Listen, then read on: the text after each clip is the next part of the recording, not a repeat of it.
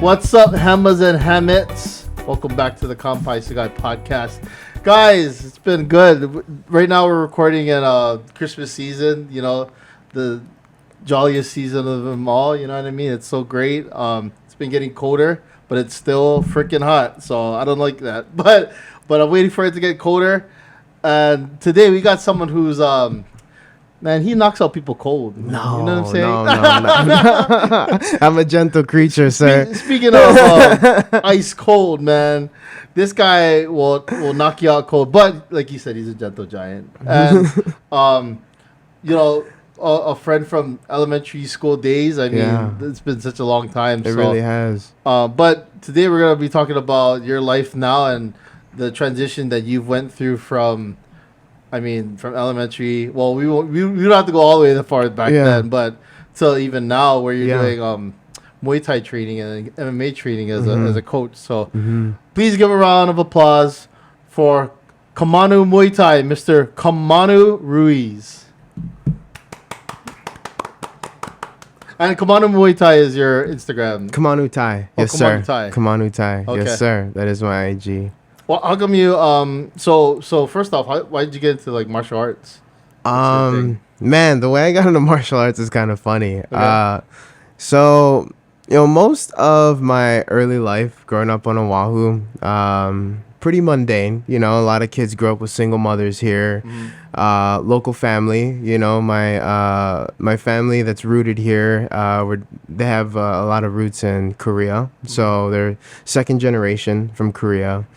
You know, growing up until I'd say probably about 12, 13 years old, pretty mundane life. What ended up happening, unfortunately, was, you know, my mother just plagued with a lot of mental health issues. And it ended up being a lot of domestic instability in my youth.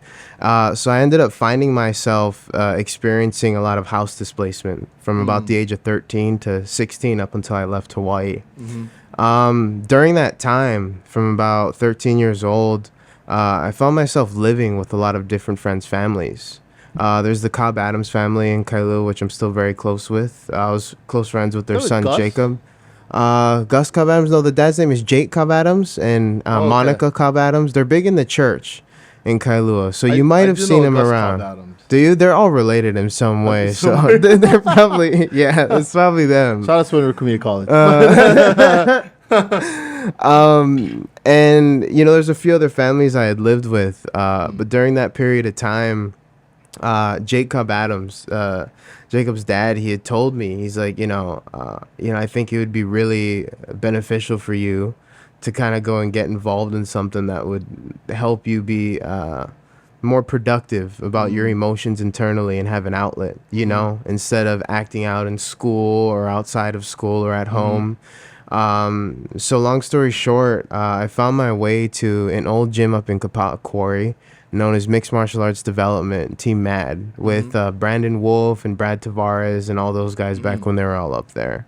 And, you know, I started over there as a teen. I can remember 13, 14 years old, being in there training with those guys. And, you know, just a kid training, having an outlet. You know, I loved it. I just dove in head first. I loved the sparring, loved the sweating, loved the exhaustion I felt after every session. And after what that... What year is this? This is like... this is probably 2007, 2008. Yeah. I'd say probably like, 2007, 2009. That range is probably when I was over there training as a kid. Oh, okay. And, you know, martial arts really became like just a healthy outlet for me. I can remember, you know, there's a lot of bleak perceptions of the future when you're a kid in a situation like that. You know, at that point, I hadn't known my dad really, wasn't welcomed at home, didn't really have a stable mother.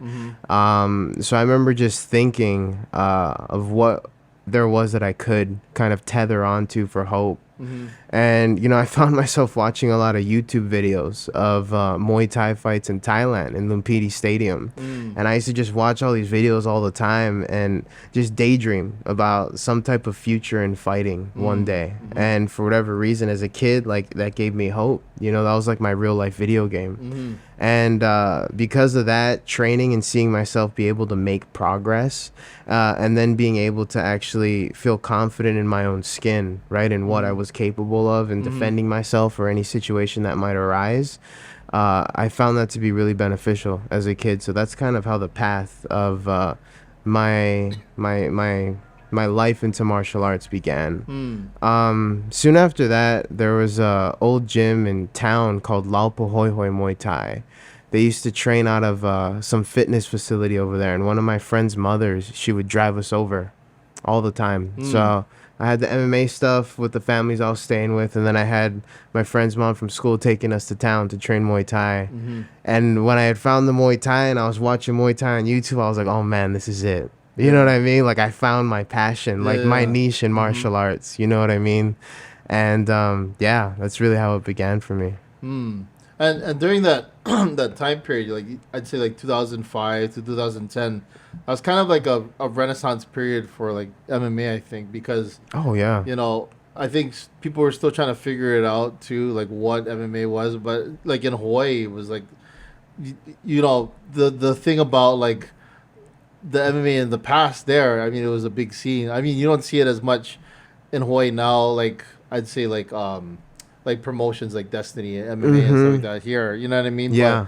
But like in the past, that was just a common thing, but people were still trying to figure out what the UFC was and Yeah. what Pride was, even though those guys were just killing each other out there. You know Oh what I mean? yeah, man. But I think that like that's a good period to start training in, because then like a lot of those guys back then, they fought to, you know, it wasn't just like, it wasn't like too refined. It was still gritty and people were Yes, still it learning. was still raw techniques. back It was then, still raw. right? Yeah, and you know, honestly, man, like you're touching on, like, you know, I don't think Hawaii's given credit for the era of MMA it once had. yeah. You know, like back then, the Blaisdell Yep. and all these events like Rumble on the Rock, X1 events, X1, right? X1. I think, man, there was just so many. Like there was just so many. I think even.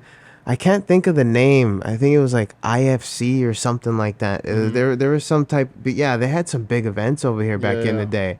Even to the point where, like, I remember BJ Penn and Takanori Gomi was like a headliner. Like that was a huge fight to have over here, you know. And then too, there was a lot of just killers that weren't really known about. Like I remember Brad Tavares, you know, like he was over here training at a gym that's way up in a warehouse in Kapa'a Quarry, and that guy's still ranked in the top 10 in the UFC, if I'm not mistaken, or maybe top 20. I know he's for sure top 20 at least. You know what I mean? Yeah.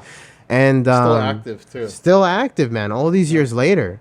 Yeah, it's so funny because like I see what he's accomplished, and I remember him teaching my first triangle choke. You know what I mean? Like it's just so neat to So see. surreal, right? Yeah, it's so surreal. Like wow, that guy went Like you far. see them in the UFC still, like having a win over Tavares, it still means a lot. You know what I it mean? does. Yeah, he's Like, for fighting, sure. Fighting that guy is still dangerous. So Yeah. like just to see that, like wow, you're training with him and then now seeing him Yeah. out there, it's like, oh, No, for Damn. sure. Yeah, I remember when Israel Adesanya fought Brad on his come up. You know, I don't know how many people remember that fight, Yeah. but for me, that was a pivotal fight. Like, I knew Adesanya was legit, you know, because of his striking background and the way he went on a tear in the UFC. But then when I saw that matchup, and Brad's a tough dude, man. He just took a lot of his shots, you know, and I saw that fight. I was like, oh, man, like Adesanya's probably going to get the belt after this one.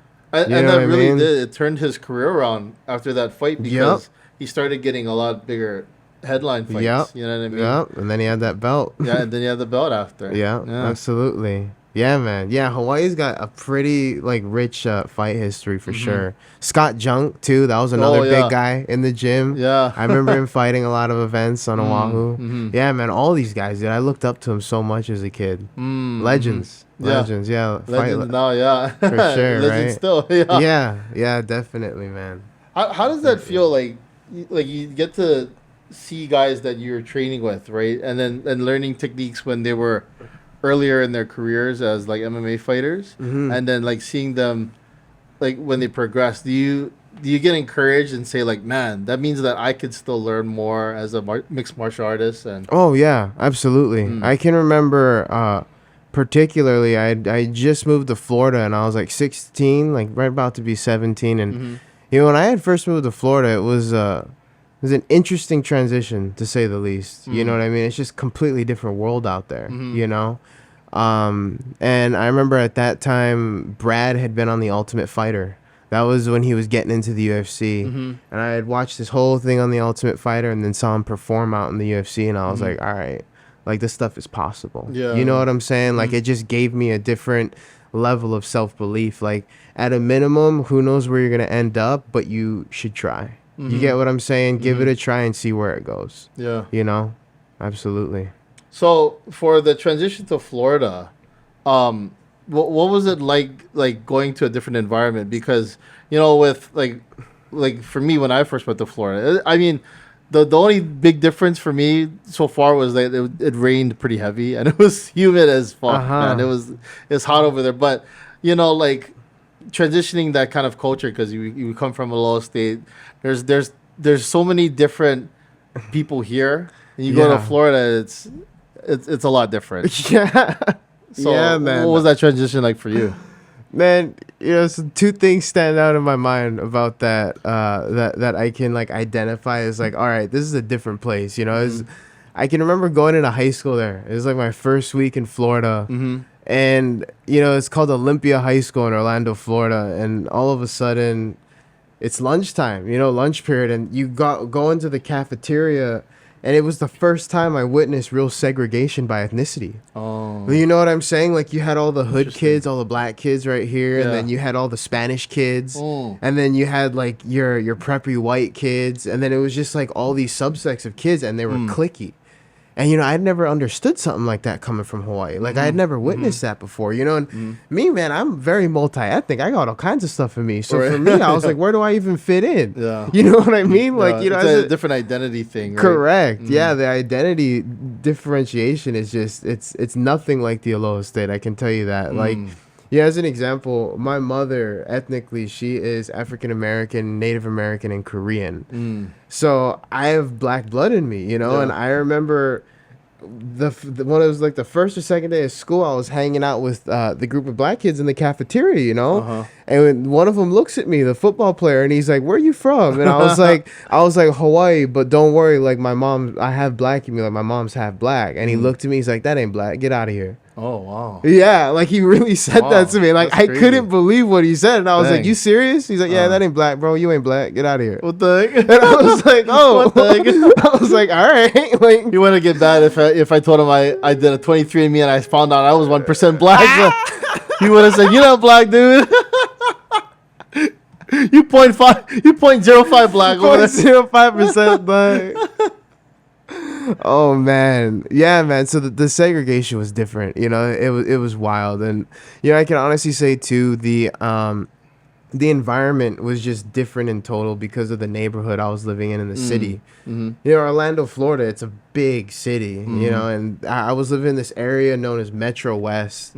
At that time, it was pretty, like, you know, I would say lower middle class type of living. But, you know, we shared borders with different hoods throughout Orlando. Like, so the wealthy neighborhood is here, Windermere. That's where Tiger Woods and Shaq own their properties. And then I moved into Metro West, which is in the middle. And then on the edge of Metro West. So, like, right next to those kind of, like, right in the middle there. Right in the middle, exactly. Okay. The separation borders, right, of the hood versus the wealth. Yeah. And on the other side, there was Ivy Lane and Pine Hills. And, you know, it was the first time where I had gone to bed and you can hear gunshots. Dong, dong, dong, dong, dong. You know what I mean? Like fireworks. Like, you just go to bed. It's normal there, you know?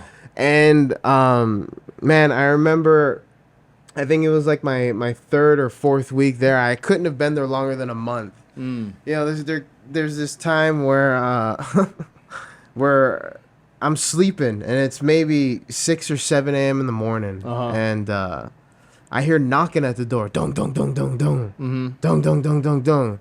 And I wake up and I look at my dad and I was like, "Hey, like, are you expecting someone? Like, who's here for us?" My dad gets up and he goes to the front door and all of a sudden he yells at me. He says, "Oh shit, they're coming in.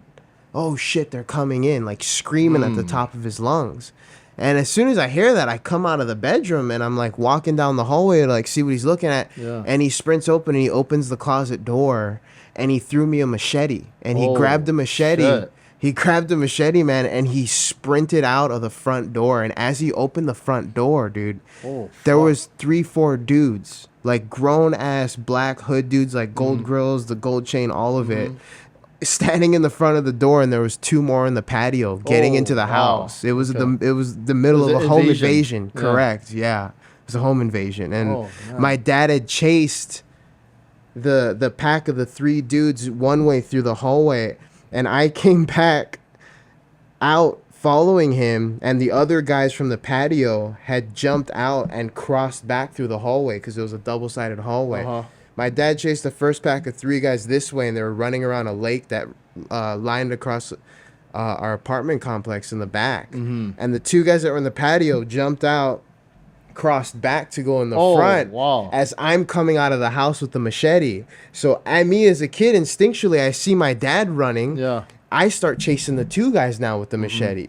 So literally, I'm a 16-year-old kid now. It's my first month in Florida. Yeah. And it's fight or flight for me now. Yeah. You know what I mean? Because it's survival mode, 100%. Right. And I'm chasing these 2 grown men through an apartment complex with the machete, and man, we did a merry-go-round. Like I remember following them through the whole thing, and then we cut back, and then they jumped over the shopping center and ran over to the other apartments across the street, and then we called the cops. And what was funny is one of my classmates witnessed the whole thing. So he told our whole high school the next day. Sheesh. He's like, dude, you'd never guess what I saw happen to Kamanu. And the cops, man, they came and they got fingerprints and everything, and they told us, they're like, look, like, we know you're new here. You probably didn't expect this, but unfortunately, this happens a lot in the area. Like, Florida has some of the highest home invasion rates in the whole country. And unfortunately, you guys share a border with some of the poorest hoods in Orlando. So they come into this area a lot of times to just come up on you guys and do home invasions. And I was like, no way. So that was my transition into Florida. Do you know what I'm saying? It was different. See, the black kids, after that, they heard that story and they said, no, I think you are black. I think yeah, you are one of us now. I think you are one of us. All those cliques are just like, oh, hey, come on, come in our group. You're the only now, right? They're all wearing machete shirts. Kamanu the machete. Dude, that's hilarious. That might be a fight nickname for the future, huh? Yeah. The machete. Kamanu Ruiz. Oh my gosh, man. That's scary though. Oh, bro. It was terrifying. Like, we're laughing about it now, you know, but I can remember, like, vividly, bro, being like 16 years old after that happened. I couldn't sleep for a month. Like, seriously, I had bad PTSD from that one, bro. Like, I remember just like any little noise, it could be like a cricket. You never know who's right coming outside. Back. You know, I mean, it could be a fucking cat or something. Yeah, but exactly. You know what I mean? Or it could be 6 dudes that are trying to break in. That's what I mean. Yeah, man. It was 5 that day. In my mind, honestly, I thought the way it ended, they were gonna come back and shoot up the place. That's what was in the back of my head. You know what I mean? Because I was like, look, if these guys want to get vengeful, exactly. Right? So if they want to get vengeful, you know, and they got time on their hands, we're sitting ducks. Yeah. So that's what my thinking was. And then the branch, like any branch that would fall or someone walking outside, I'd be wide awake. Yeah, man.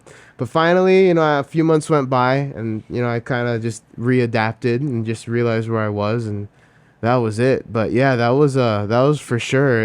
It was an eye-opening experience, to say the least. You know what I'm saying? Yeah. It was very eye-opening. I mean, in a lot of ways, I mean, it's great that they weren't like super armed to like. Exactly. I mean, they could have had like fully automatic guns. That's what I'm saying. They could have just started shooting. That would have been bad. Shoot you guys, and you already have a machete. So yeah, exactly. What are you gonna do with That's what I'm saying. A big knife? You know, against these big guns. You know what I mean? So, I'm thankful that you're here, man. No, so am I. I really am, man. I feel like there's been a lot of different scenarios in my life where God has certainly intervened and looked out. Even in Haiti, you know, goodness, like I've had a few close calls out there. Few close calls. Haiti's a wild place, man. There's there's a lot of instability within the country, and the gangs tend to run a lot of things on the streets there in certain areas.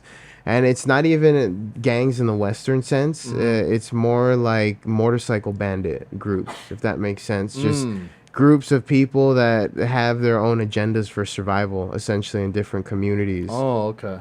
And man, there was a few incidences in Haiti that I can remember where I was like, oh wow, like that was really bad. That could have gotten really bad. Yeah, so for sure God's been looking out for me, man. Yeah. I'm telling you, just wear the shirt that says the machete right there. That won't, well, then they'll think twice. They'll bring guns actually. Yeah, I know. Like, whoa, wait, this guy has a machete. We better bring a gun. Yeah, from a distance. We better be coming out from a distance. We don't want to get close to this guy. Put the machete on your elbow. You slice him. That's the machete. So those elbow strikes. Oh man, that's hilarious. That is hilarious. So since we were talking about Haiti, you want to talk about your nonprofit in Haiti? So oh yeah, man. So I worked it in as a paramedic throughout Florida, Orlando and South Florida area mainly from like 2013 till 2021. One of the gigs I had over there was I was doing event medical services as a paramedic, and a coworker of mine had come back from a mission trip in Haiti. She ended up contacting me and she said, hey, look, like you're the only guy I know that works with professional fighters, and I have a trauma physician that's actually looking to start a boxing program in his town because there's just so much violence among the youth, and he needs something for them to do so that they stop harming one another. That was the best way she could put it. And so I said, okay. Well, I mean, I kind of I get what you're hinting at of the nature of where I would be going, you know. And so I jumped on a WhatsApp conversation with this guy, and I'm able to speak Spanish. And he went to med school in Cuba, although he's raised in Haiti. So he speaks Spanish, and basically, yeah, we ended up just chatting, and I was on a plane over there in 2 weeks after that conversation. And honestly, at first, I didn't really have an intention of starting any type of nonprofit or any type of grandiose idea. In my head, I was just going to help these kids, teaching them how to box and giving them something to do and looking to uplift the community. That was really my only intent at the time. Yeah. Now, I was over there for 2 weeks, and I went alone, and it was really interesting because, at first, whenever you're a new element in an environment like that, they're not used to seeing new things, so you stick out like a sore thumb. And, everyone had kind of noticed me. It was a bit standoffish at first. But, man, by, like, the end of the first week, I can remember, like, waking up every morning, and there'd be, like, groups of kids, like 20, 30 deep, waiting for me outside of the house to train them. You know what I'm saying? And then, next thing I know, we got the whole school training with us after. Oh, on top of the 20, 30 kids. They got the little local elementary school now. And then I started to realize, I said, wow, like, these kids just need something to do. And not only that, they're crazy athletic. Dude, the amount of like inherent talent I was witnessing over there was mind blowing. Really? You show these kids something, and they just pick it up. They just pick it up, and they're like so explosive with those fast twitch muscles because of their genetics, right? Like you look at the history of Haiti. Yeah. And and I realized, I said, oh wow, like I think I might be onto something here. Yeah. You know what I'm saying? Yeah. And after that first trip, I talked to the doctor and I said, look, like, what is kind of your end all goal with all of this? And he's like, honestly, like, I would like a gym where these kids can live and they can have like housing and basic sustenance support, medical nutrition, all that stuff, and just basic education, and then allow them to be able to train so that they're not running amok in the streets, because there's a large youth population there without family and supervision. Haiti's got quite poor levels of just general social health. So you have a lot of orphans or a lot of kids who are just roaming the streets without parents or much supervision.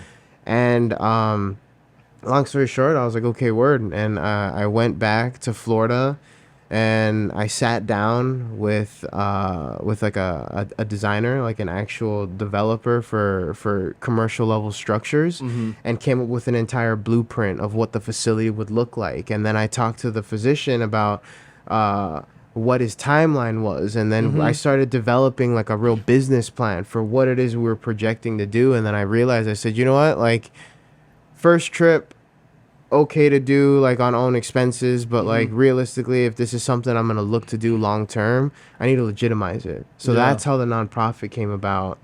And I just chose the name Humanitas as kind of like as a blanket word. You know, it has a Latin roots meaning humanitas. And I think now the end all goal with all the experiences I've had over in Haiti and the things I've seen around the world long term is I want to find broken third world communities that can really benefit from this. And I want to develop gyms in these communities when I finish PA school, where orphaned youth can live there and they can train, get educated, and get all the needs that they have, and allow it to be like a community center, if you will. So as of right now, the nonprofit's development is on a hard pause just because I'm in a full-time master's program right now to become a physician assistant. But as soon as I'm done graduated, Haiti is the first next step. So we've done quite a lot of development. Now we've got about, I'd say, a good 70 to 80 kids strong. They send me videos on WhatsApp. They send me videos. Every trip I've gone over there, I've garnered a lot of equipment donations, and I've also taken over and purchased a lot of equipment myself. So now they have enough equipment, gear, headgear, boxing gloves, wraps, all that good stuff to kind of last them until until I get back over there and can bring them more stuff and give them a facility.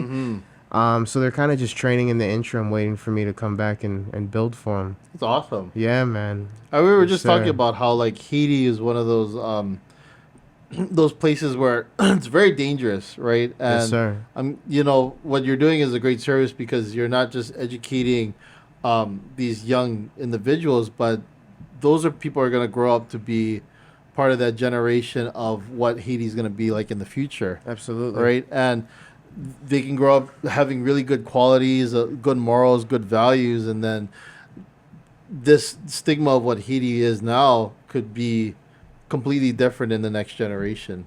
You know what I mean? Absolutely. And then being able to plant different facilities, you know, teaching, because I think martial arts is a great way to teach good values and morals, and For sure. it helps people get like an outlet in, you know what I mean? Because something about sparring and training, it's exhilarating, but it's also it I don't know, for me it's like a good bonding too, you know what I mean? It is. For like Camaraderie, right? yeah, camaraderie, you know what I mean? Like it's good because it's like a game kind of, like, you know what I mean? And then like when you guys are done sparring or training and stuff like that, you just feel really good after, you know what I mean? Go get something to eat. Yeah, you know man. Exactly. One of those things, right? But I mean, building Absolutely. facilities in third world countries, I mean, you're helping develop facilities where it's a safe space for people to learn and absolutely. and really like grow. So, Absolutely. thank you for doing that. Man, you're the man. I appreciate you. No, really, thank you for Appreciate doing you. that. That's actually really beneficial. So.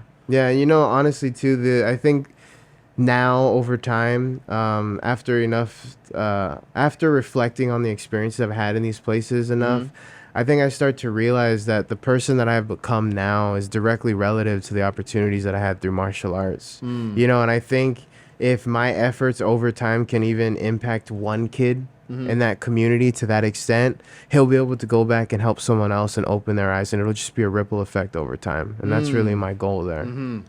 Yeah, absolutely. Yeah. So between I kind of want to circle back through your years between actually high school and then like until now. But before we go into like your PA work now, because you're doing a physician associate work, or you're going into that, right? Yes, sir. What was that experience like? Because I'm guessing there's a lot of cloudy areas in between there, but maybe even training in Thailand as well and fighting in Thailand. Yeah. But you know, talk about that experience. What life was like. Absolutely. Oh man, so we'll rewind back to the machete story in high school. After that, you know, it was pretty boring, you know, for a few years. I can't really complain, you know. After that, you know, I when I arrived in Florida, you know, I've always been an honor student. So when I arrived in Florida, they said that my credits were good enough for me to graduate at that time, but that they had a separate program known as the dual enrollment program in Florida. Okay. Where the state of Florida will pay full time for your education. Wow. Okay. Yeah, I didn't even know that. and they send you to college for free. Wow. For up until you finalize your year as a senior, technically, and then they graduate you. Wow. So yeah, but it's all completely free. So that I had enrolled in that program. And I actually became a paramedic by 19. So, okay, cool. Yeah, I had the state of Florida kind of facilitate that educational process for me. Now, I can say, honestly, throughout that period of time, I had experienced certain things living with my father one-on-one that weren't exactly the same thing as what I had experienced with my mother, but they were separate parts of the same pie, if that makes any sense. Okay. My father was also plagued with a plethora of his own mental health issues. And, being 16, isolated from all family now in a new place, and the only guardianship I have also is plagued with mental health issues. There were some things that kind of the ball got dropped, we can say, with certain aspects of my life that were just unnecessary because there wasn't coherent supervision around that there needed to be. Yeah. Do you get what I'm saying? Yeah, dropping the ball. Dropping the ball, man. Like, I can Fumble in the remember. bag. I remember, bro. Like, now I'm in PA school. Like, I'm over here at Queens Trauma. Like in my clinical. I'm so thankful for where I'm at in life now, so I can laugh about this stuff. But I look back at my life and I remember my dad had coerced me when the state of Florida is paying for me to go to college for free, right? I'm a 3.8, 16 years old, going to college in Florida. Like, I'm a great student. Yeah, that's really good. You right? Yeah. And then my dad is over here and he coerces me to take out a $10,000 student loan from the school to cash him out so that he can take it. Oh. Yes, man. Oh, wow. Yes, bro. So this is the type of stuff that Holy I was crap. dealing with my dad, bro. Like, looking back Shout at out to it. dad out there. Shout out to dad out there, man. You know what I'm Son, saying? give me a student loan so I can get that new car. Yeah, bro. Like, shit, they're sending you for free. Cash me out real quick. You know what I mean? Son, I saw the new Tesla. Yo, where's that student, that 100,000 student loan?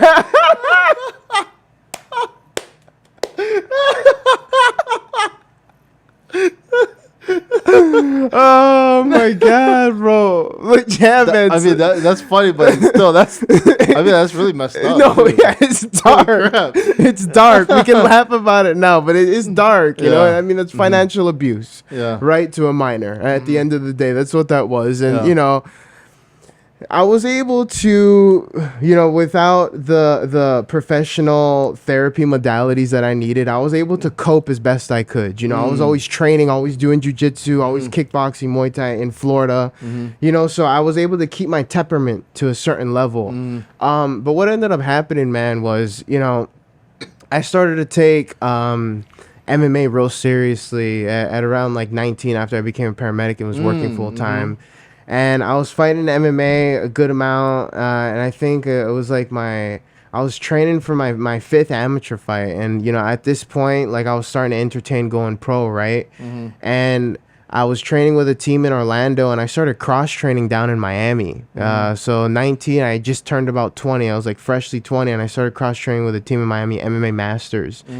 And man, I remember, it's on a side note, going down there and just being like awestruck. Like, I was on the mat. There was like Ricardo Lamas, Amanda Nunez before she became a big deal. I saw Alistair Overeem. Yeah, man. I saw Overeem must have been crazy. That guy's huge. Overeem. Yeah, that guy was a monster That in guy's person. huge, You know man. what I mean? Overeem would pop in there. I'd Even seen Lamas him. is crazy too. Man. Yeah, no, Lamas was a beast. Yeah. So I started cross training in Miami, and long story short, when I was down there, what I would do is I would stay at different hostels, like on the beach, like Miami Beach.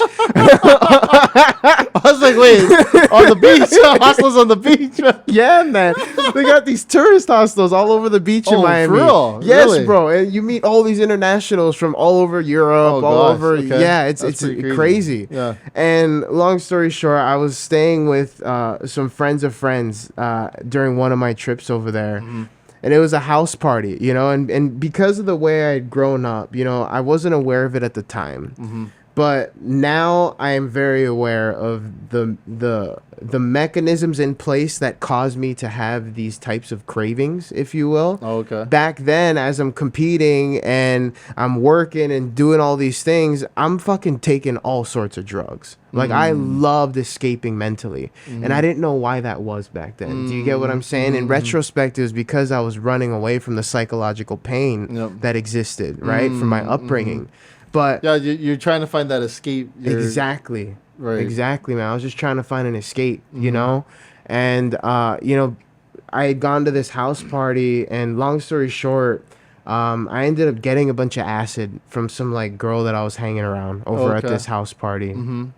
And, you know, like I had said, after that little event with the machetes, up until now at this point, 20 years old, life was pretty stable, man. It was just school and training, you know? But as I started to get older, the propensity and desire for substances started to amplify over time. And what ended up happening was, at this house party, when I had acquired this acid, I ended up taking it and driving back to Orlando. Oh. Yeah, so I make it back From to Orlando Miami finally. Yeah, from Miami. Yeah, man. So it was like a 3.5 hour drive, like tripping on psychedelics. Like, dude, yeah, I was a wild kid, man. Like, that's crazy. That's a far drive. yeah, man. It was like 3.5 hours, bro. Oh my god. Yeah, Tripping on acid. Just tripping on acid, dude. And you know, honestly, I was fine. I was tolerating whatever I ingested for the most part. Oh, okay. And then it all blacks out. and after it blacks out, right, I get back to Orlando. I'm tripping for like maybe like, you know, I can remember hallucinating for maybe about like, I'd say 12 hours or so. And then it all goes black. And then all of a sudden, I wake up in a jail cell. Oh. Yeah, man. I woke up in a jail cell and I was like, what the fuck is going on? Mm. And like, it wasn't a normal jail cell. Do you know what I'm saying? Like, it wasn't like a holding tank or like the waiting area. Yeah, it was the basement level of Orange County Corrections and the psychiatric unit in a fucking bulletproof fish tank. Like, the glass, bro, was this thick. Oh, wow. Like, yes. Just like, after that drive. after that drive, that's all I remember. Oh, I shit. remembered getting back to the house in Orlando. I remember putting all my stuff down. I remember being, like, you know, kind of erratic, if you will. Right. But that's it. It just kind of went black. And, you know, while I was in the jail cell, the paramedic and the kind of the more sober version of me started to click. And I said, oh, shit. I was just on ACL recovery taking a bunch of oxys, and I stopped taking them cold turkey 3 days ago, or what I had thought was 3 days ago at this time. Yeah. Do you get what I'm saying? While I'm having all these withdrawal type of symptoms and cravings, I then ingest a bunch of acid because of my own psychological complications. And what happened was the withdrawal compiled with the acid and then my also background of, like, you know, psychological trauma, they all just hit a breaking point, and I went into a drug-induced psychosis for like 2 weeks straight. Oh, so you didn't even realize that you were like fucked up in those 2 weeks? Yeah. So literally you blacked out on the way home, right? And then you end up in the psych ward, right? It was in the jail, man. It was in the jail. Yeah, there's right? a special place in jail where they keep the creatures that can't see light. You know what I'm saying? That's crazy. like the people in like the. I think you know this one episode of like Arrow, where Oliver Queen ends up in this like this other level of like the underworld of the jail cell. Yes, man, that's what it is. That's what it is. That's where all the solitary confinements are. Right, you know, right. with the steel doors and the one hole. Yeah, that's where they keep it. It's on the basement level. Shit. And that's where I was, and I hadn't realized 2 weeks had gone by. Oh, wow. So, per reports from my father... Crap, that's crazy. Yeah, you man. literally lost 2 weeks. Like, I literally lost 2 weeks. It just, like, got deleted. And the craziest part is, even still till this day, like, I'll get little, like, snippet flashbacks of, like, things that happened in that period of time. Yeah. Holy crap. Like, it's weird, man. Huh. Like, forgetting that much of time, you know what I'm saying? And then waking up in, like, an awkward awkward, painful environment, it's psychologically, like, it's perplexing. It really seems like you just stepped into another reality somehow. You know what I mean? Yeah. Yeah, because like like literally your mind is not conscious of something for 2 weeks, and then you end up waking up literally to a place where you're just like, wow, what the hell happened? Yeah. Like that's like, yeah, that's insane. I can't even imagine how that must have felt. That's a 20-year-old kid, 2014. I remember it's probably like, man, it must have been like July at this time or August. I'm in there for like a month. I'm like, what the fuck happened? like, how did I end up here? You know what I mean? Yeah. Like, as a paramedic, I'm used to transporting people from jails. Yeah. You know, not like being in one. Not being in one. Yeah, it was like crazy being on the other end of that. And per the police report, I found out from my dad, basically, there was like essentially 3 days of like intermittent violent mania where I was just like not making sense at home and like made passive like threats of violence. But then he said I was like pretty at bay, but just incoherent the whole time. And he said he thought I would sleep it off. But what ended up happening was after those 3 days during this 2-week period that I don't remember, apparently I went and I caught an Uber to Orlando International Airport, the worst possible place for someone like that to end up. And I ended up trying to start fights with a bunch of random like tour groups that were like waiting in the airport. And then you must have thought they flew into Hawaii. You must have thought you were in Hawaii and they were flying to Hawaii. You trying to fight out the tourists. Hey, you know what? Amen to that. You're like, I'm the fucking machete. I'm the fucking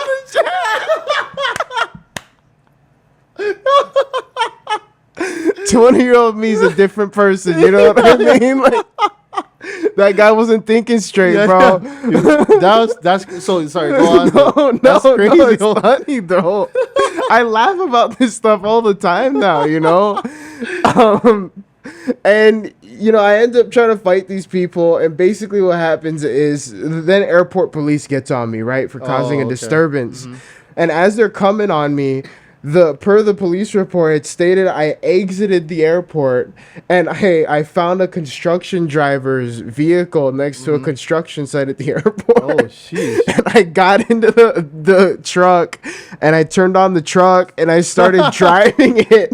I started driving the truck Holy to crap. evade the police at the top level of the airport. And I was throwing all his power tools off the top story. Oh, that construction worker must have been so mad later on. My fucking drill! My fucking D-wall drill!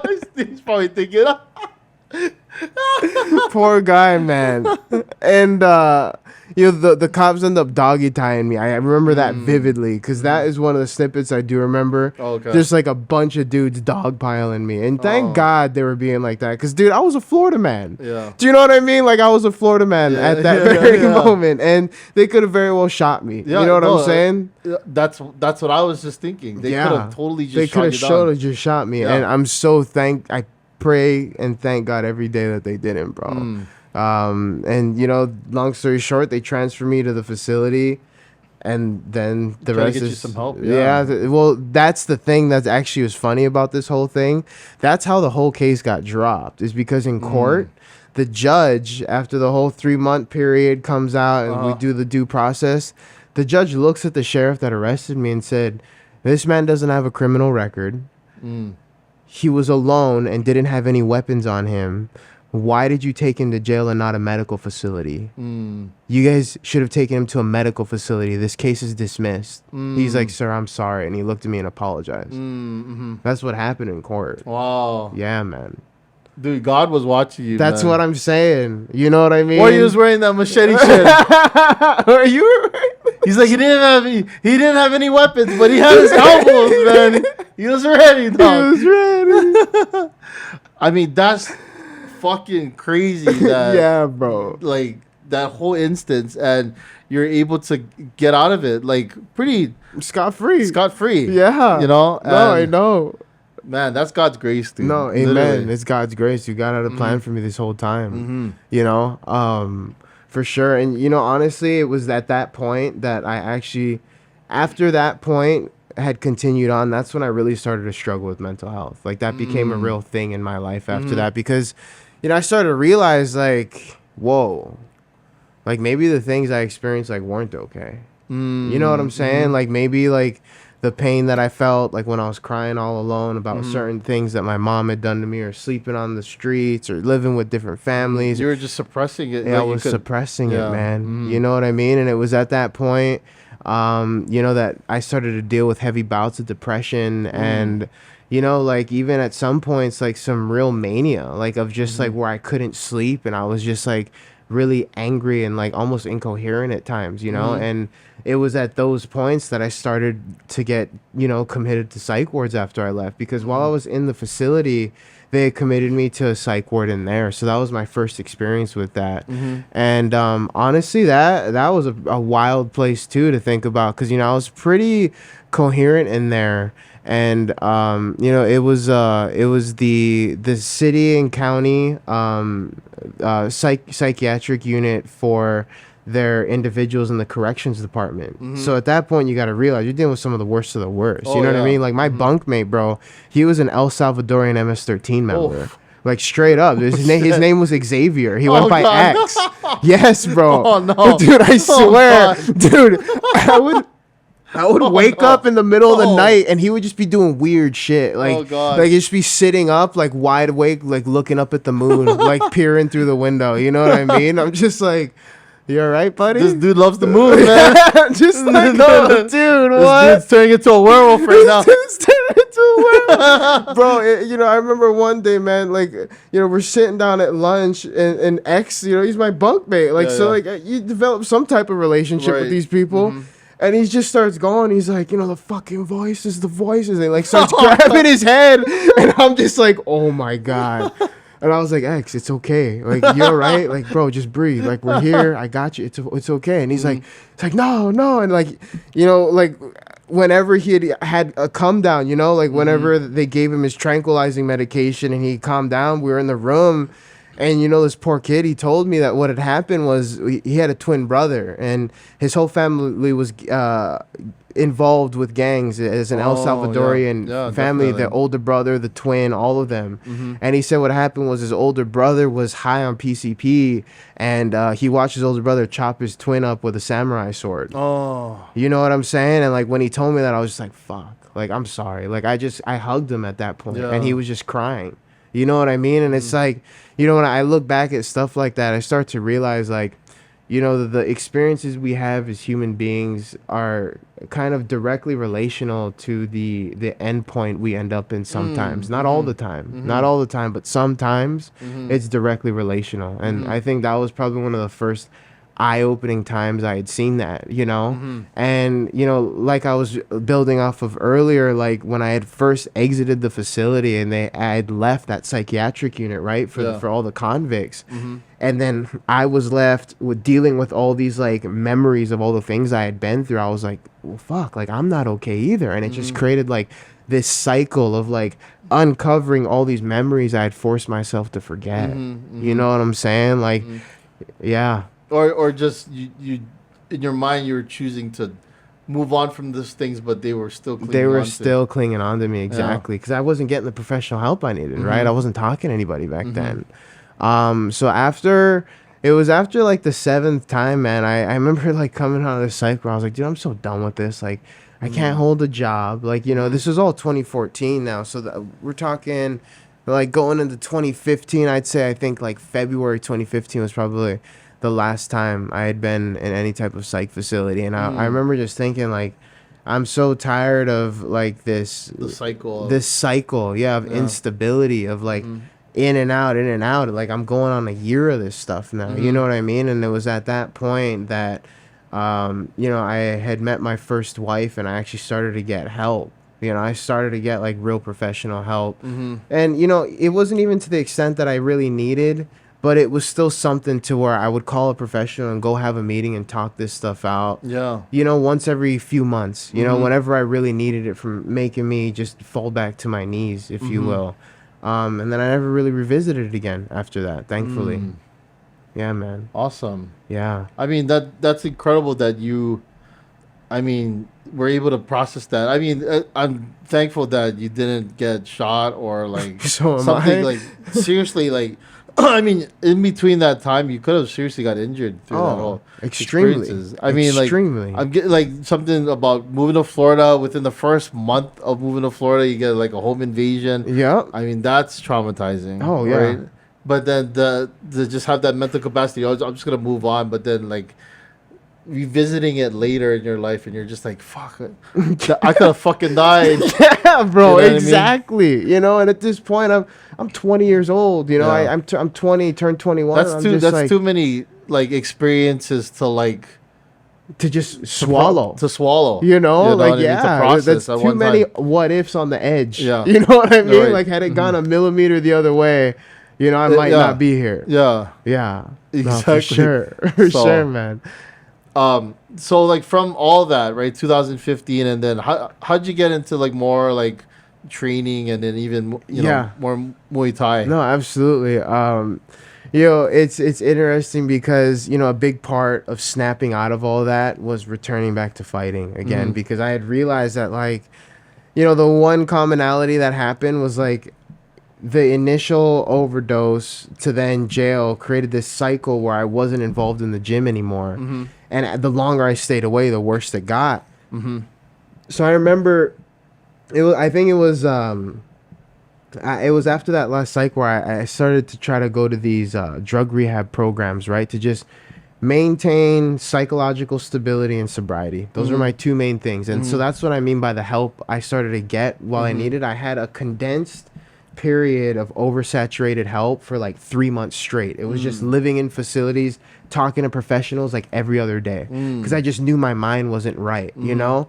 And after I had left that last facility, it was a facility down in Miami. It was called Palm Partners over in West Palm Beach. Okay. And after I had left Palm Partners, I drove straight back to MMA Masters. And I hadn't trained in like 8 months at this point, okay, out of okay. shape. Just jumped right into pro sparring and just got after it. Oh, and nice. like it woke that up in me again. You know what I mean? I was like, this is what I want to do. Like, this makes me happy.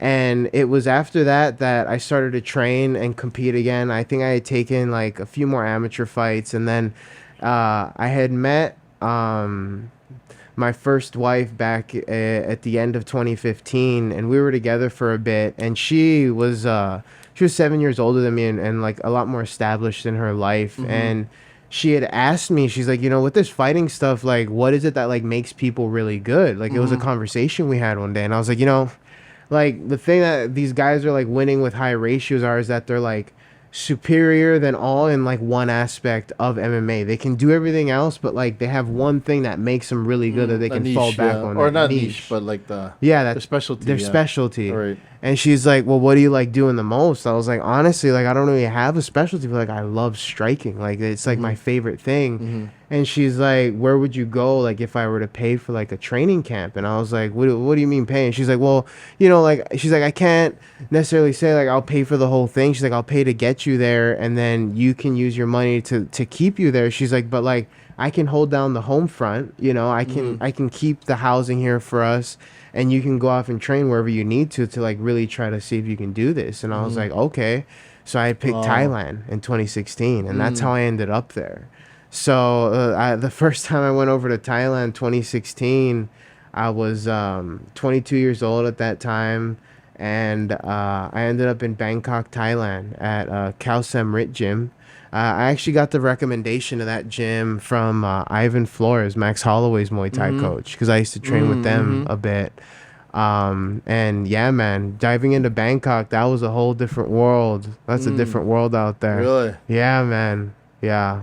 So how long were you out there in Thailand? So I've been out there altogether, I think it's just over 14 months, like 15 months altogether, it's a long between time. 2016 to 2018. I had first gone over there from I think it was like the last half of July all the way through the end of December. It was like 4.5 months the first time I went over there. Wow. Yeah, and I didn't know anyone. I just communicated through email with them. And I arrive in Bangkok, this whole different country, and there's like this little Thai dude with my name on a poster, and he's like, "You Kamanu?" And I was like, "Yeah." He's like, "Okay, come." And like they take you to their gym, man. Like you just jump in, you start training, and I just got the shit kicked out of me for months. You know, there's no other way to put it. It's how you get good out there, you know. And that's how you learn, right? Yeah, that's how you learn. So Kai Moi Khao Sam Rit was like, that's how you say Thai gym in Thai. Is like. And then Kiat Phan Tip was like another gym that was really influential for me. Yeah.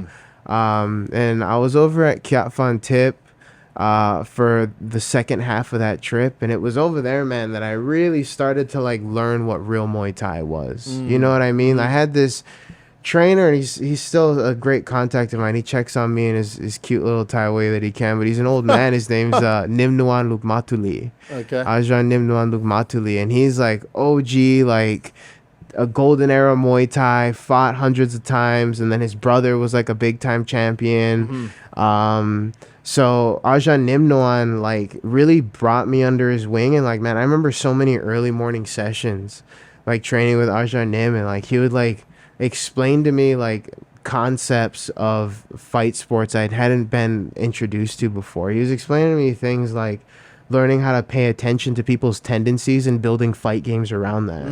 You know what I mean? But his English isn't that articulate. So like he's doing it by showing me and then like giving me these broken English snippets, right? He's like, you know, you do this. Huh? He's like, okay, he do this. Sometime, nah, not every time, but sometime, you know? Here, okay, here. Oh, he's speaking pigeon. Yeah, man. I was like, oh, like, you know, it sounds a lot like home. You know what I mean? And he's like using these Thai words and showing me all these techniques, man. And like I just blossomed and I learned and I grew. I learned so much over there. I remember, dude, you know, in retrospect, like I was so over my head, experience considered, but that was the first time I had fought in Bangkok, and at the end of that trip, and these fucking, you know, Bangkok is like an international strikers destination, right? Like you're dealing with some of the nastiest dudes around the world, from Brazil, Russia, like all parts of South America, also China, you know, Japan. The long story short, I had fought some type of kickboxing champion from Japan, bro. Oh, really? Like, that was my first pro Muay Thai fight in Bangkok. Like, and this dude was 32 years old. I'm 22. His name's Yojiro Hiratsuka. He looks like a fucking action figure. He had like a 10-pack. Dude, the people at my gym called him the Japanese Terminator. Oh, God. And I was like, oh my fucking God. Like, of course this is what I get. You know what I mean? So in my head, I'm thinking like, oh my God, like, dude, I'm about to get fucked up. You know what I mean? Like, I'm thinking like, oh, bro, pending, like, oh shit, there he comes Terminator. Like, there's a high possibility I could end up in the hospital after this. Like that, I remember specifically thinking that backstage, looking at his stature, and you know where I fucked up, right? And granted, this is all my doing, but.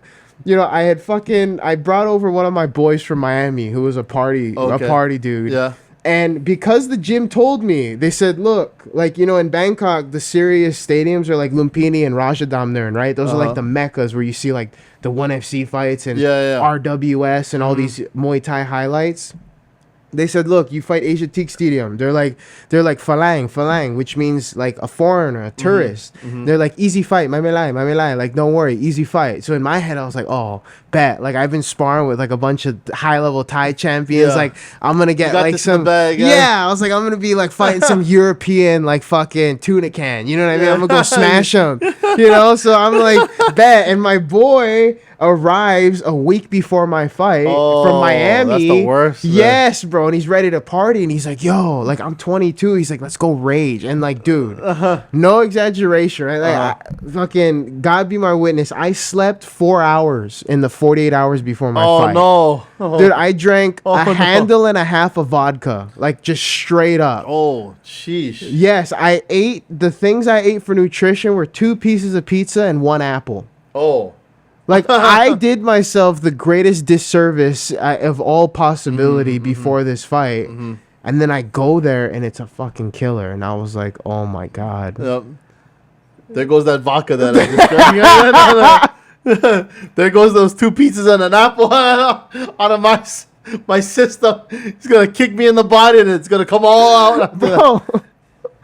Bro, oh my God, bro. And it's like, dude, Thailand is an interesting place because, before I get into like what that fight was for me, the actual build up for it, like it's interesting. Like that the culture there in Muay Thai is so rich. Like I remember the morning of the fight, for whatever reason, I was some old man had been able to like just study me and knew I was getting ready to fight. Okay. And I was in 7-Eleven, and he follows me into the 7-Eleven. There's like this little old Thai man, and he's like looking at me, and I was like kind of like watching him, and he's like, I was like, shit, like did I do something like this? You know what I mean? Like I offend you? Like can I help you? Sort of situation. And long story short, he follows me out of the 7-Eleven. He's like, hey, you fighting tonight, huh? And I look at him, and I was like, Chai, like yeah. So that means how you say yes in Thai, and he's like, look, like he's like, you Falang, he's like, you strong Uan punch, strong. He's like when you fight this guy tonight, he's like, look him eye, watch him eye. He's like, he tell you, he's like, he step for sure he gonna hit you. He's like, watch, block, punch, block, punch. And I was just looking at this Thai dude. I was like, man, I haven't slept in 48 hours, right? I've been fucking partying all over Bangkok. Fucking just down vodka. That's just down vodka. I got the gnarliest hangover.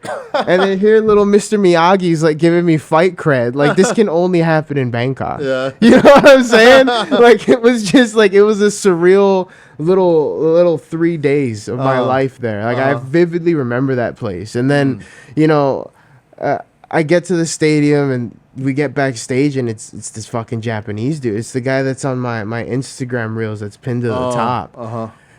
And man, I can remember just like thinking the whole time, like, fuck, I wish I didn't do that. Like I wish I didn't. You prepared more. Yeah, I prepared and took it more seriously, bro. I was a half a step behind him. I was a half a second delayed behind everything he was doing. He was like just that much quicker. And I remember just like the timing, it wasn't there. Like I was just missing certain shots, and eventually it happened in like the 3rd round. I was like, all right, bet, like I just need to time it and just go for it. And sure enough, like I think it was off of one of his kicks. I just exploded for it and I clipped him on the chin.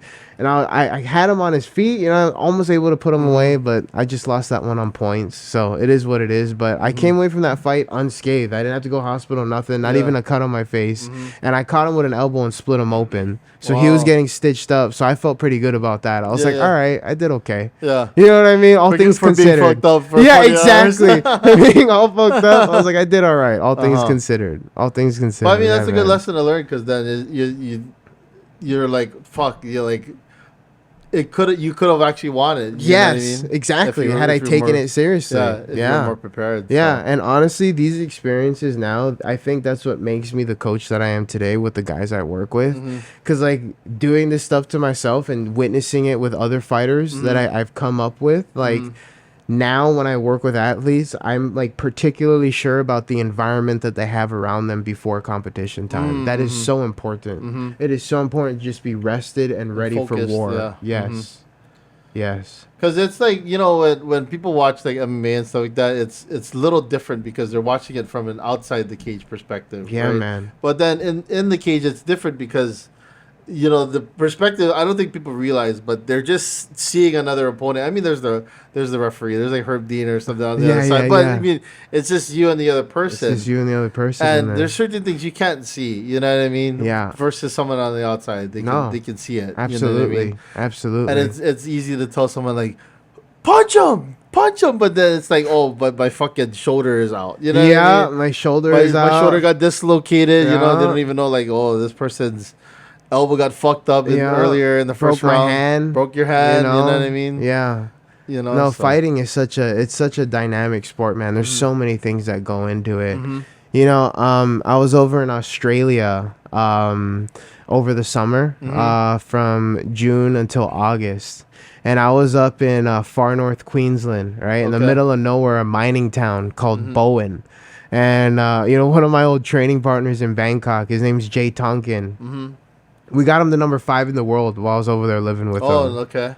And, I can honestly say the complexity of what goes in to an effective fight, especially at a higher level, it was revealed to me during that time. Oh, okay. Certainly, because, you know, up there in Bowen, I don't know what its population is off the top of my head, but I can tell you it's very reminiscent of maybe a Kailua. Like, Kaneohe really? is even bigger than Bowen. You know what I mean? Okay. And it's up there in the middle of nowhere, and we didn't even have access to a gym, man. Like, he didn't hit a punching bag that whole fight camp. Oh. Like, it was just me and him in a fitness room. Oh, wow. Yeah, man. I was his pad holder, his clinching partner. I was his masseuse at home. I was taking care of, like, all his, like, body adjustments and his knuckles and his hands and his hips and all that stuff. And then even towards the end, like, to get him ready for his fights, that last 2-week push, I was doing the situational sparring for him. Like, it Wow. was just us. Uh-huh. I don't think that's ever even been done in fight sports at that level. Yeah, to yeah, get yeah. him to number 5 in the world. You know what I mean? And, like, I remember just, like, at a certain point at the end of that trip, like, looking back, like, holy fuck, like, we really did that. But, like, when I rewinded it, man, there was so much that went into It's that. a higher demand. Such a higher demand, dude. It was just so different, from nutrition, right, to game planning on his opponent, to doing my mental checks about how he's doing, right, on a To day-to-day, recovery, yeah. to recovery, right, making sure he's sleeping enough, getting all the training he needs, making sure we're working his hands enough, or working his knees and his combinations enough, or his Regulating clinches, his weight, you know. regulating the weight. Yep. There was a lot to it, man, but I'm thankful for it. I don't know if you saw, but we actually just got a WMO world title offer accepted for Jay, and he's gonna fight the number 1 in the world for the world title, Joe nice. Ryan. Joe Ryan in his weight class at 72.5 kilos. Yeah, it's a huge congratulations, fight. yeah. Yeah, man. Yeah, we're thankful for it. It's a huge fight for him. Huge fight. That's awesome. I Yeah, mean, man. like, so what do you miss about actually getting into the ring? You know, like fighting first, because you do a lot of training now, and then of course you're studying for your PA, right, physician's associate. Yeah. So what do you miss about actually being in the ring and fighting? Man, honestly, you know, fighting is the only thing that gives me the adrenaline rush that it does. Do you know what I'm saying? Yeah. Fighting is the only thing that makes me feel as alive as I do when I'm competing. There's nothing else that comes near it for me. You know, I can say I went pig hunting up in Kealakekua. We smashed like 180-pound pig. Like, I saw that picture of that. Yeah, man, like that came pretty close. You know, I'm over at Queen's Trauma. Yeah. Or the chase, the machete stuff. You know, or like you know, I'm over at Queen's Trauma Unit right now, and you know, some of the cases we get in there are real serious, and like that's a nice adrenaline push. But like, man, nothing like competing. Like, still competing triumphs all of those, you know. And you know, I think I miss the refinement of self that happens during every fight camp. You know, the longer you stay in martial arts and fight sports, as you train yourself for competition, as the weeks go by and they become months, and you usually have your 2-month fight camp or whatever it is, towards the end of that, when your weight's on point, your reaction time's on point, mentally how you're feeling, I miss that, everything about that. You know, right now, since I've decided to really buckle in and become a physician assistant since my last trip to Thailand in 2018, I haven't been competing or trying to train for a fight, but I can definitely say when I finish PA school, that's first on my list. Like, going back to competition, I want to do a few months in Thailand and get a few fights in and see how that goes. Yeah, when I graduate next year. Yeah, awesome. Yeah, man. So that's what I'm hoping to do. So I want to go into like 2 more things before we start ending off things. Yeah. But first off, I want to talk about, you know, your physician's assisted degree. So Yeah. how did that come about, and then like how close are you to getting your degree? Yeah. Man, you know, for the longest time, I'd say probably up until 2018, I really thought that, like, you know, I was going to have a career in fight sports. I genuinely just want to be a full-time Thai fighter, take MMA fights, coach guys, make money doing PTs, you know, training personal. private clients. Yeah. But what ended up happening was 2018, a few things happened simultaneously and smacked me in the face and dropped me back on my butt, if you will. Okay. I ended up getting divorced, and during that time while I was getting separated, I actually finally made it to Lumpini Stadium in 2018. Okay. I was training with Sangmor Akat Gym in Bangkok. Learned a tremendous amount with them, and I got matched against a guy from Paris, France, Roro Eminent Air Gym.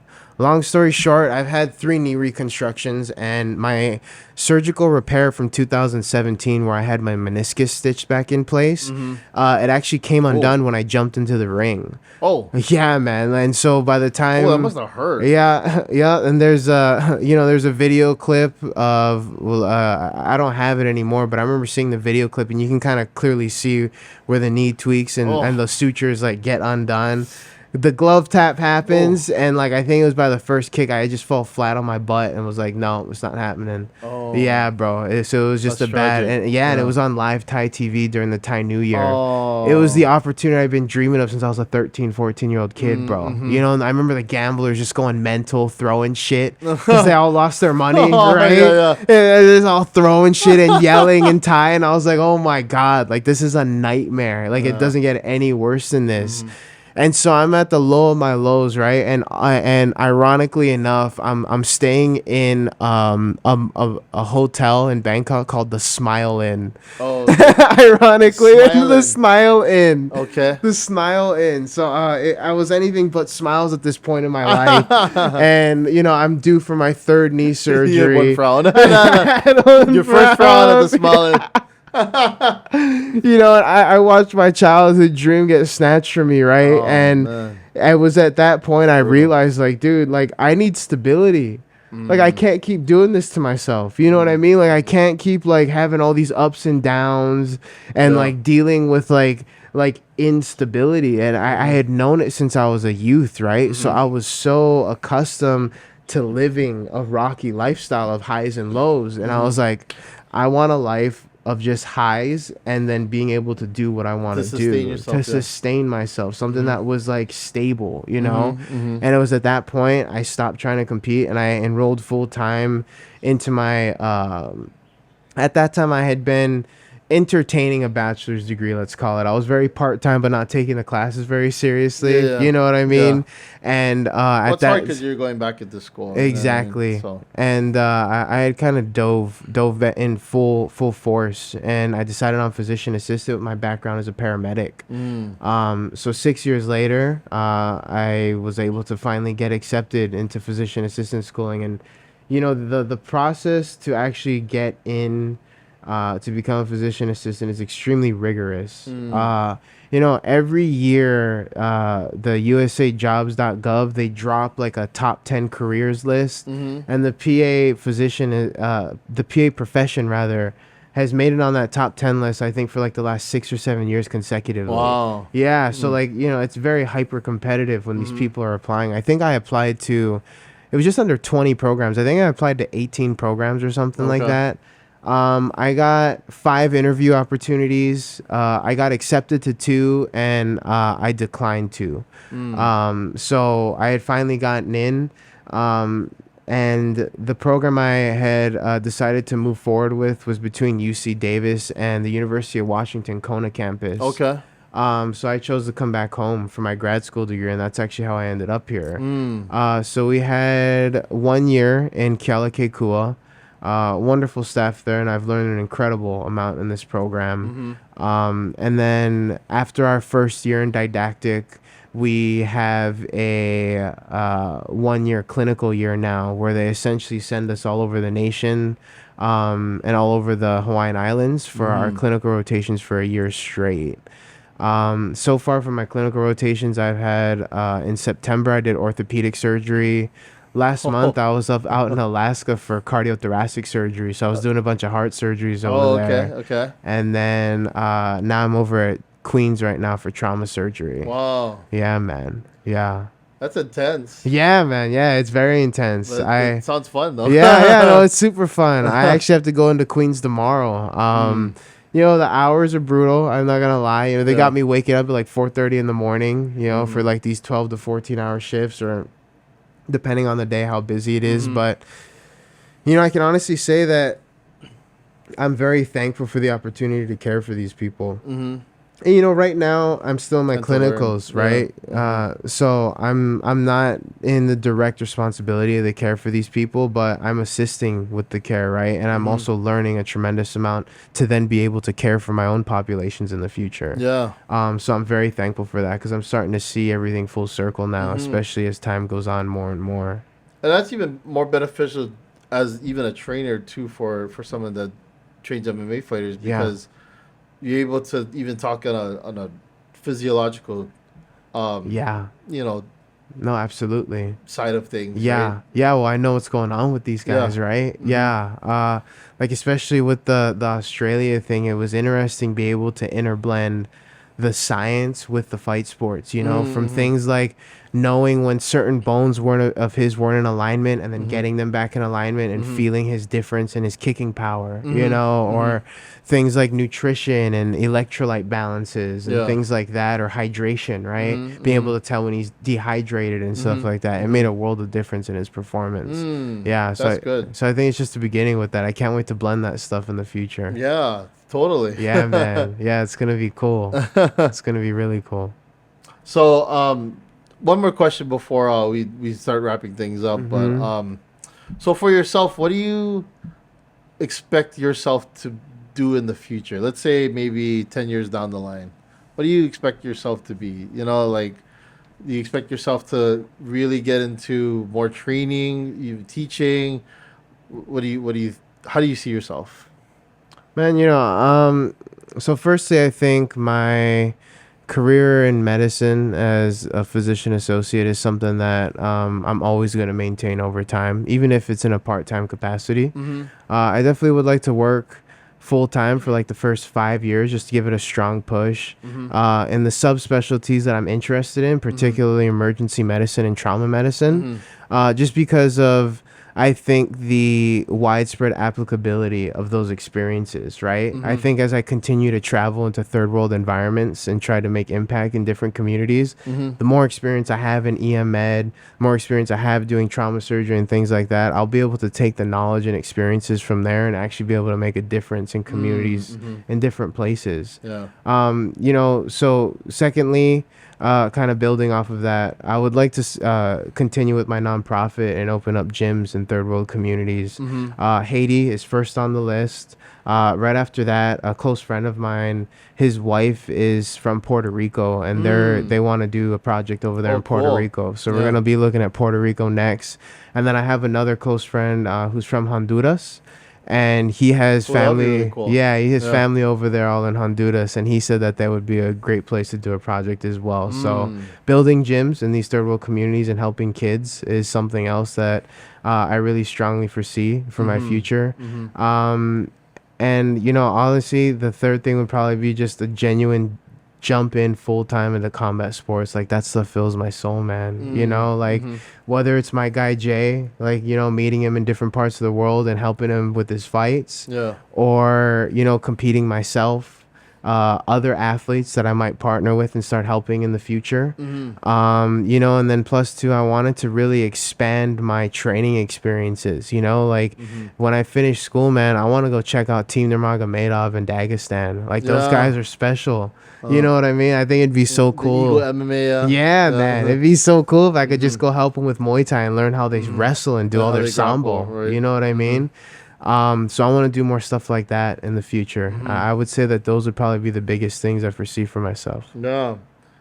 Yeah. Sambo is it's really interesting because I remember like guys like Carl Parisian who specialized in sambo and Yeah, those guys were killers because they had like a different style of grappling which was like yeah, man. I was like, oh, it's so effective. Yeah, To dude. really demobilize someone to Yeah, really like and I guess the mentality from it I thought was really interesting that yeah, absolutely. just this like flight, flight or Absolutely. fight thing. I was like, Yeah. oh, wow, that's crazy. And there's something to be said about that Dagestani control, man. Like Yeah. when they grab a hold of people, their leverage points and the way they apply pressure, people just can't move. You know, like you see it time and time again with Islam when Khabib was active. Yeah. You know, they got that younger brother that just won the Bellator world title, Umar Nurmagomedov. You know, they have so many Magomedovs up in those Dagestani mountains that are just nasty. Yeah. You know, so yeah, man, that's definitely a group of people I want to learn from in the future. Definitely, yeah. Yeah. Yeah, so once again, thank you for coming on the show. And first off, before we Kampai at the end, would you like to tell everyone like where they can find you on social media or how they can reach out to you for more information? Yeah, absolutely. You know, honestly, my base for social media right now is just Instagram. I do everything through there. It's at Kamanu Thai. My name at Kamanu Thai. Yeah, so you can find me. Yeah, definitely. And then anything upcoming in the future that you would want to promote? You know, honestly, man, right now I would say look out for my boy Jay Tonkin. Like we just got that world title matchup for July. Right now we're in talks with Dubai for February. So if you look at my social media channels, you look at his, there's gonna be a lot of activity coming from both of us regarding his career soon. And when I get done with school in August, I'll be back on the grind too. So there's more to come. Awesome. All right, well, Kamanu, at the end of every show, we always do a kampai at the end. So if you have your drink on hand, What is that? Just your water. Oh, my water. You want me poured in? Well, there? you want to pour it in there if you want. I mean, up to you. We could just use your hydro flask if you want. All right. Doesn't matter. Let's do that. But this is to you and even Jay. We, so thankful that you're here and everything that you've experienced up until now. I think that it's been great life experience for yourself, and you're able to grow and be able to convey that and tell that to others. And I think that's an awesome thing that you're doing. Sure. So, kampai to you, sir. Thank you, man.